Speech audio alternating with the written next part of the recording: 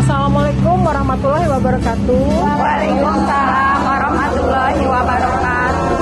Sampurasun. Sampai Hari ini DWP Inspektorat Kabupaten Ciamis akan melakukan beberapa kegiatan. 1. Panen ikan budidasel dilanjut dengan pengolahan hasil panen. Yang kedua, menebar ikan dalam ember atau budidakber. Yang ketiga, memanen kangkung. Dan yang keempat, menyemai benih sayuran yang ada di karangan kantor Inspektorat Kabupaten Ciamis.